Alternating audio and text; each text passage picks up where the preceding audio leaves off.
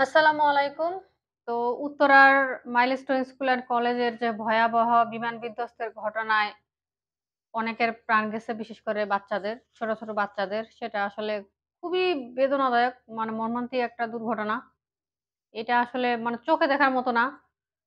আ বাচ্চাদেরকে দেখার পর মানে নিজের ভিতরে এটা বুঝানো যাইতেছে না। আসলে সবারই একই অবস্থা আমি জানি। যাই হোক, আল্লাহ তাআলা কেন এই দুর্ঘটনা দিল, তাও এই ছোট, ছোট বাচ্চাদের উপর দিয়ে সব গেল। আল্লাহ তাআলা তাদেরকে উত্তম প্রতিদান দান করুক। আবার ১ম দিকে আমার হচ্ছে অনেক রাগ হইছিল যে, বাংলাদেশের এত জায়গা থাকতে ঢাকার মতো ঘনবসতি সম্পন্ন এবং ওই এরিয়াটা কেন ট্রেনিং এর জন্য হচ্ছে বাছাই করা হবে, বা ওই এরিয়াতেই কেন? অন্য কোনো জায়গা, ফাঁকা জায়গায় নয় কেন? এটা ১ম এ আমার অনেক রাগ হইছিল। ১ম যখন আমি নিউজগুলা দেখতেছি, সারাক্ষণ এই সেই দুপুরের পর থেকে চোখ মোবাইলের স্ক্রিনে, খবরে, খবরে, নিউজে। এই মাত্র বসলাম যে ভিডিওটা বানাই।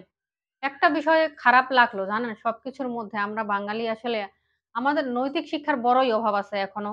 এই যে ঘরে, ঘরে কনটেন্ট ক্রিয়েটর, টিকটকার, মানে মোবাইল একটা আমাদের আছে। মোবাইল একটা থাকলেই আমাদের ভিডিও বানাইতে হবে। আমি একটা নিউজে দেখলাম, এই নিউজটা দেখেই ভিডিও বানাইতে বসছি। বারবার উদ্ধার কর্মীরা বলতেছে, "ভাই আপনারা সাইড দেন, আমাদেরকে একটু কাজ করার সুযোগ করে দেন, সহজ করে দেন। এখানে ভিড় জমিয়েন না। আপনারা সরে যান, দূরে যান। আমাদেরকে আমাদের মতো কাজ করতে দেন।" কিন্তু না, তারা কেউ সরবে না। সেখানে উদ্ধার কর্মীর থেকে ক্যামেরাম্যান বেশি। সাধারণ মানুষ তো আছেই। কিছু উৎসাহী মানুষ আছে, অনেকে এসব দেখতে পছন্দ করে। কোথাও একটা গন্ডগোল বাজলে দাঁড়ায় একটু দেখি কি হইছে। তো এটা যেহেতু এত বড় একটা ঘটনা, এখানে সবথেকে বেশি দেখা গেছে ক্যামেরা, মোবাইল এগুলা।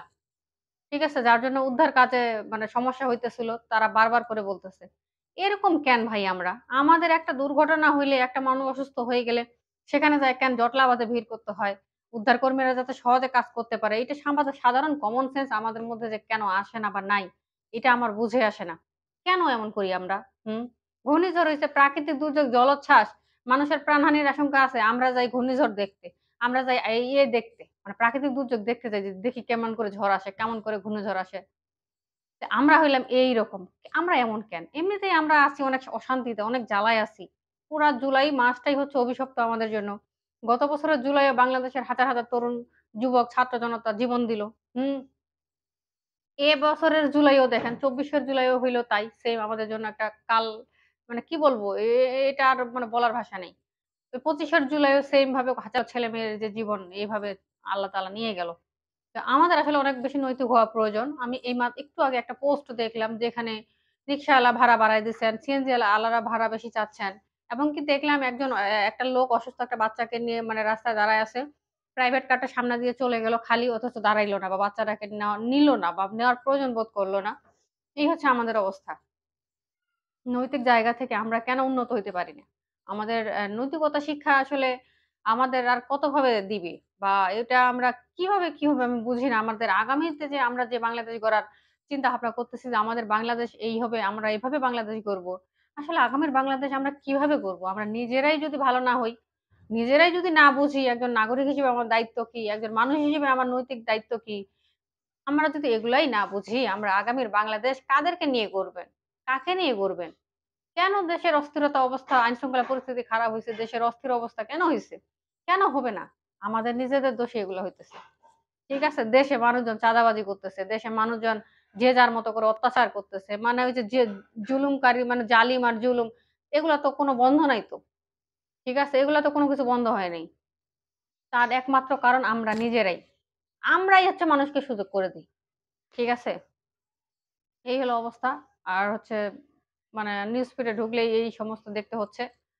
এগুলা মানে দেখা যাইতেছে না। যাই হোক, আল্লাহ তাআলার কাছে আমরা সবাই মিলে দোয়া করি। আর নৈতিক দিক থেকে হইলেও আমরা হচ্ছে একটু মানে নৈতিকতা দেখানোর চেষ্টা করি। আমরা একটু মানবিক হওয়ার চেষ্টা করি বা দেখানোর চেষ্টা করি মানবিক, যে আমরা অনেক বেশি মানবিক। এটা একটু দেখানোর চেষ্টা করি, একটু বোঝানোর চেষ্টা করি। কিভাবে বুঝাবো? আমাদের কাজকর্মের মধ্য দিয়ে। যাই হোক, এর মধ্যে আরেকটা ভালো খবর হইল যে রক্তর প্রচুর সংকট।